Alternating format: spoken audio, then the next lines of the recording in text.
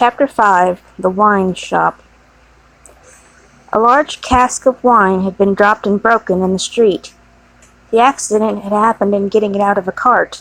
The cask had tumbled with a run, the hoops had burst, and it lay on the stones just outside the door of the wine shop, shattered like a walnut shell. All the people within reach had suspended their business, or their idleness, to run to the spot and drink the wine. The rough, irregular stones of the street, pointing every way, and designed, one might have thought, expressly to lame all living creatures that approached them, had dammed into the little pools. These were surrounded, each by its own jostling group of crowd, according to its size. Some men kneeled down, made scoops of their 2 hands joined, and sipped, or tried to help women, who bent over their shoulders to sip, before the wine had all run out between their fingers. Others, men and women, dipped in the puddles with little mugs of mutilated earthenware, or even with handkerchiefs from women's heads, which were squeezed dry into infants' mouths. Others made small mud embankments to stem the wine as it ran.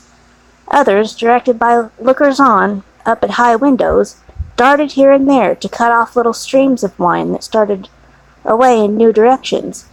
Others devoted themselves to the sodden and lee-dyed pieces of the cask, licking and even champing the moisture wine-rotted fragments with eager relish.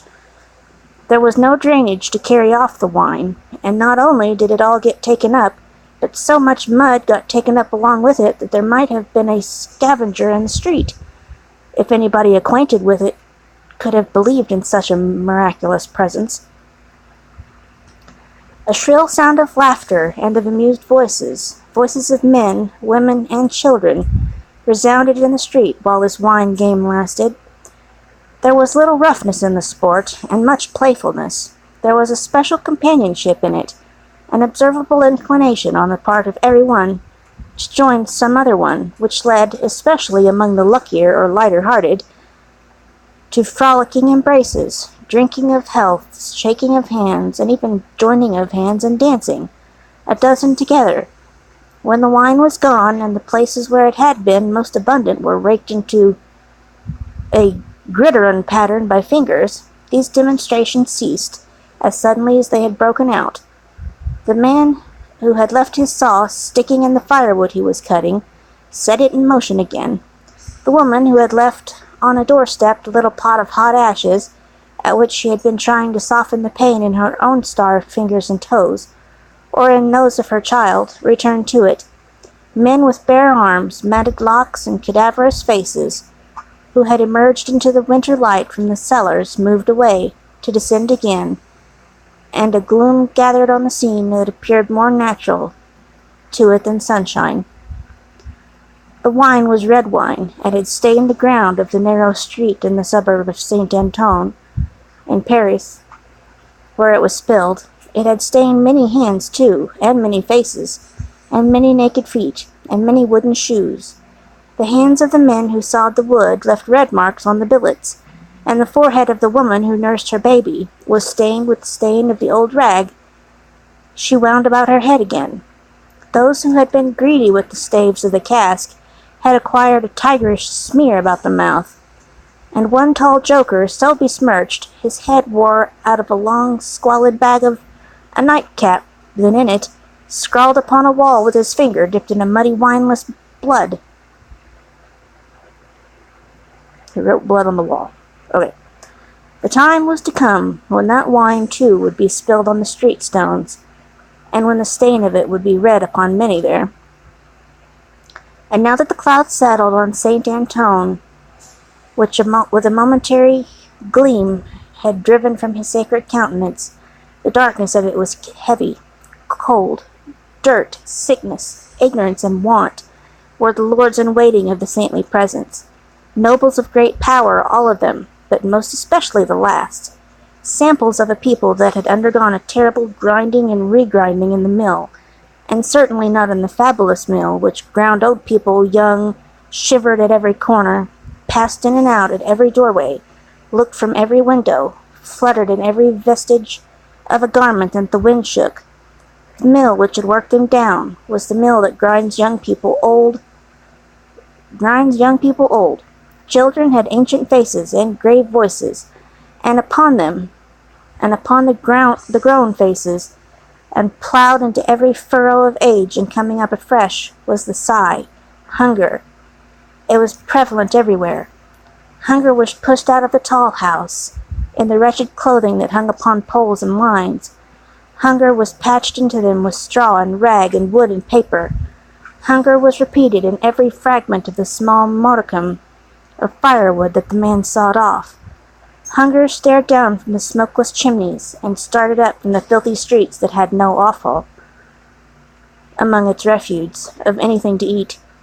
Hunger was the inscription on the baker's shelves, written in every small loaf of his scanty stock of bad bread, at the sausage shop, in every dead dog preparation that was offered for sale.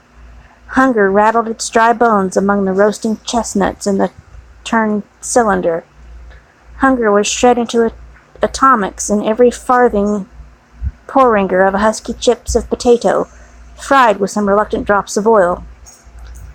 Its abiding place was in all things fitted to it, a narrow winding street full of offense and stench, with other narrow windings. Excuse me. Where was I at? A narrow winding street full of offense and stench, with other narrow winding streets diverging, all peopled by rags and nightcaps, and all smelling of rags and nightcaps, and all visible things with a brooding look upon them that looked ill. In the hunted air of people that was yet some wild beast thought of the possibility of turning at bay. Depressed and slinking though they were, eyes of fire were not wanting among them, nor compressed lips, white with what they suppressed, nor foreheads knitted into the likeliness of the gallows rope they mused about enduring, or inflicting. The trade signs, and they were almost as many as the shops, were all grim illustrations of want. The butcher and the porkman painted up, only the leanest scrags of meat. The baker, the coarsest of meagre loaves. The people rudely pictures as drinking in wine shops, croaked over their scanty measures of thin wine and beer, and were gloweringly confidential together. Nothing was represented in a flourishing condition, save tools and weapons, but the cutler's knives and axes were sharp and bright. The smith's hammers were heavy, and the gunmaker's stock was murderous. The crippling stones of the pavement, with their many little reservoirs of mud and water, had no footways, but broke off abruptly at the doors. The kennel, to make amends, ran down the middle of the street when it ran at all, which was only after heavy rains, and then it ran, by many eccentric fits, into the houses.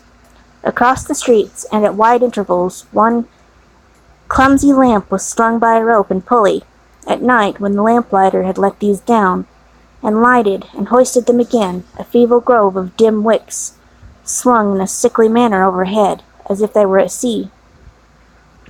Indeed they were at sea, and the ship and crew were in peril of tempest. For the time was to come when the gaunt scarecrows of that region should have watched the lamplighter, in their idleness and hunger, so long as to conceive the idea of improving on his method, and hauling up men by those ropes and pulleys, to flare upon the darkness of their condition. But the time was not come yet, and every wind that blew over France shook the rags of the scarecrows in vain, for the birds, fine of song and feather, took no warning.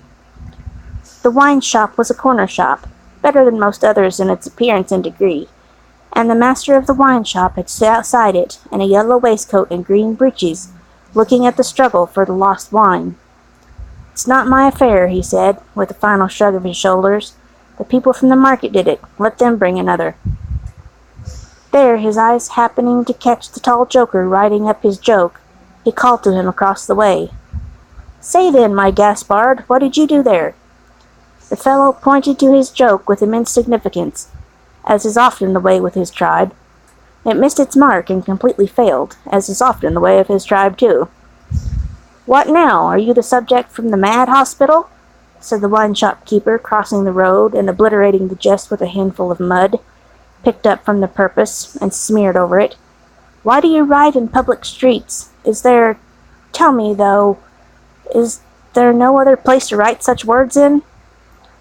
In his expostulation, he dropped his cleaner hand, perhaps accidentally, perhaps not, upon the Joker's heart.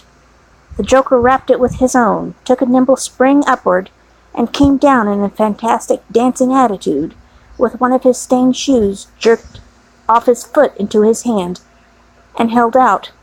A Joker of an extremely, not to say wolfishly practical character, he looked, under those circumstances. Put it on, said the other. Call wine, and finish there.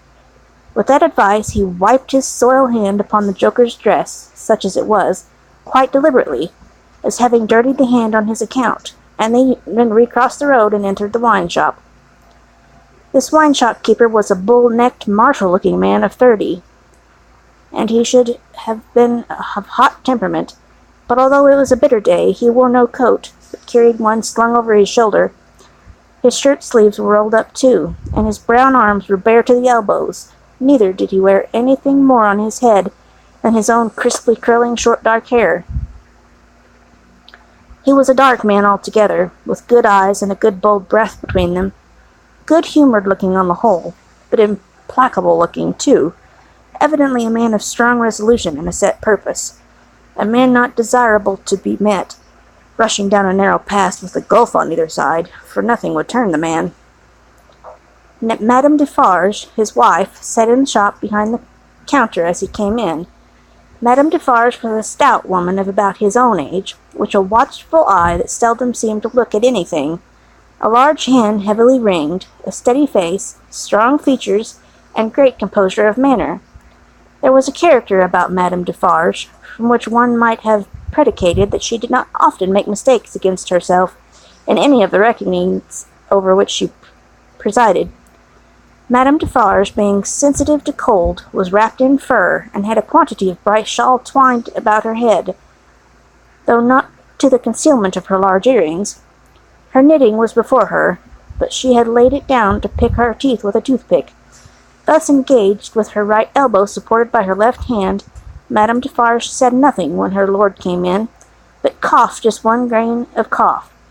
This, in combination with the lifting of her darkly defined eyebrows over her toothpick by the breadth of a line, suggested to her husband that he would do well to look around the shop among the customers, for any new customer who had dropped in while he stepped over the way. The wine shopkeeper accordingly rolled his eyes about until they rested upon an elderly gentleman and a young lady, who were seated in a corner. Other company were there, 2 playing cards, 2 playing dominoes, 3 standing by the counter, lengthening out a short supply of wine. As he passed behind the counter, he took notice that the elderly gentleman said in a look to the lady, "This is our man." What the devil do you do in that galley there?" said Monsieur Defarge to himself. "I don't know you." But he feigned not to notice the strangers, and fell into discourse with the triumvirate of customers who were drinking at the counter. "How goes it, Jacques?" said one of the 3 to Monsieur Defarge. "Is all the split wine swallowed?" "Every drop, Jacques," answered Monsieur Defarge. When this interchange of Christian name was effected, Madame Defarge, picking her teeth with her toothpick, coughed another grain of cough, and raised her eyebrows by the breadth of another line. "It is not often," said the second of 3, addressing Monsieur Defarge, "that many of the miserable beasts know the taste of wine, or anything but the black bread and death. Is it not so, Jacques?" "It is so, Jacques," Monsieur Defarge returned. At this second interchange of the Christian name, Madame Defarge, still using her toothpick with profound composure, coughed another grain of cough, and raised her eyebrows by breadth of another line. The last of the 3 now said his say, as he put down his empty drinking vessel and smacked his lips. "Ah, so much the worse. A bitter taste it is that such poor cattle always have in their mouths, and hard lives they live, Jacques. Am I right, Jacques?" "You are right, Jacques," was the response of Monsieur Defarge. This third interchange of the Christian name was completed at the moment when Madame Defarge put her toothpick by, kept her eyebrows up and slightly rustled in her seat. "Hold then true," muttered her husband. "Gentlemen, my wife." The three customers pulled off their hats to Madame Defarge with three flourishes. She acknowledged their homage by bending her head and giving them a quick look. Then she glanced in a casual manner around the wine shop, took up her knitting with great apparent calmness and repose of spirit, and became absorbed in it. "Gentlemen," said her husband, who had kept his bright eyes observantly upon her, "good day. The chamber, furnished bachelor fashion, that you wished to see, and were inquiring for when I stepped out, is on the 5th floor. The doorway of the staircase gives on the little courtyard close to the left here," pointing with his hand, "near the window of my establishment. But now that I remember, one of you has already been there, and can show the way. Gentlemen, adieu."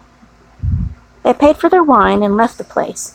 The eyes of Monsieur Defarge were studying his wife at her knitting when the elderly gentleman advanced from his corner, and begged the favour of a word.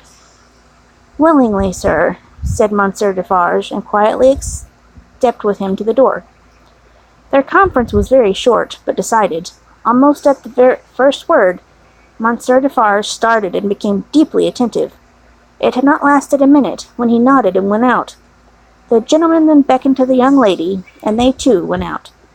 Madame Defarge knitted with nimble fingers and steady eyebrows, and saw nothing. Mr. Jarvis Lorry and Miss Manette, emerging from the wine shop thus, joined Monsieur Defarge in the doorway to which he had directed his own company just before. It opened from a stinking little black courtyard, and was the general public entrance to the great pile of houses, inhabited by a great number of people. In the gloomy tile-paved entry to the gloomy tile-paved staircase, Monsieur Defarge bent down on one knee to the child of his old master, and put her hand to his lips. It was a gentle action, but not at all gently done. A very remarkable transformation had come over him in a few seconds. He had no good humour in his face, nor any openness of aspect left, but had become a secret, angry, dangerous man. "It is very high. It is a little difficult. Better to begin slowly." Thus Monsieur Defarge, in a stern voice, to Mr. Lorry, as they began ascending the stairs. "Is he alone?" the latter whispered. "Alone? God help him! Who should be with him?"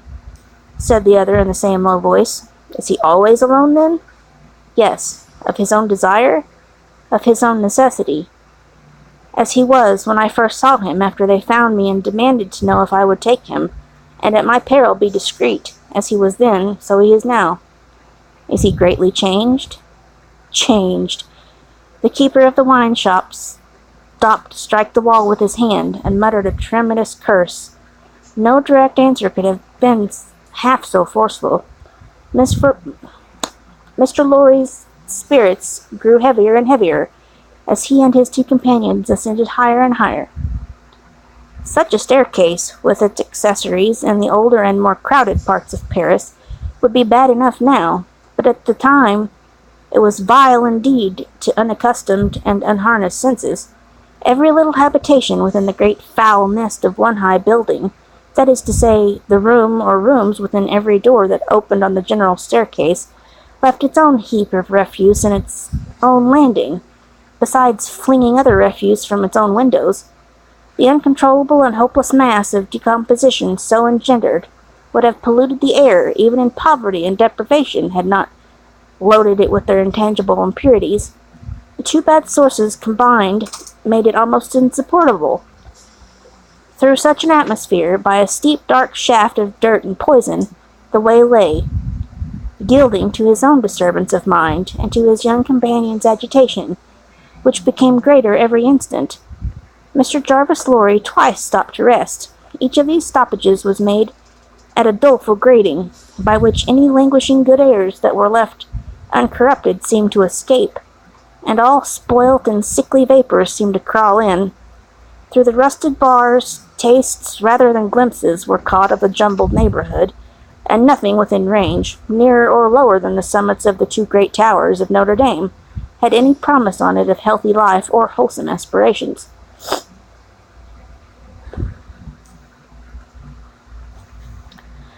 At the last, the top of the staircase was gained, and they stopped for the third time. There was yet an upper staircase, of a steeper inclination and of contracted dimensions, to be ascended, before the garret's story was reached. The keeper of the wine shop, always going a little in advance, and always going on the side which Mr. Lorry took, as though he dreaded to be asked any questions by the young lady, turned himself about here, and carefully feeling in the pockets of the coat he carried over his shoulder, took out a key. "This door is locked, then, my friend?" said Mr. Lorry, surprised. "Ah, yes," was the grim reply of Monsieur Defarge. "You think it necessary to keep the unfortunate gentleman so retired?" "I think it necessary to turn the key," Monsieur Defarge whispered it closer in his ear, and frowned heavily. "Why?" "Why? Because he has lived so long locked up that he would be frightened, rave, tear himself to pieces, die, come to know I know not what harm, if his door was left open." "Is it possible?" exclaimed Mr. Lorry. "Is it possible?" replied Defarge bitterly. "Yes, and a beautiful world we live in, when it is possible, and when many other such things are possible, and not only possible, but done. Done, see you? Under that sky there, every day. Long live the devil! Let us go on." This dialogue had been held in so very low a whisper that not a word of it had reached the young lady's ears. But by this time she trembled under such strong emotion, and her face expressed such deep anxiety, and above all such dread and terror, that Mr. Lorry felt it incumbent on him to speak a word or two of reassurance. "Courage, dear miss, courage! Business! The worst will be over in a moment. It is but passing the room door, and the worst is over.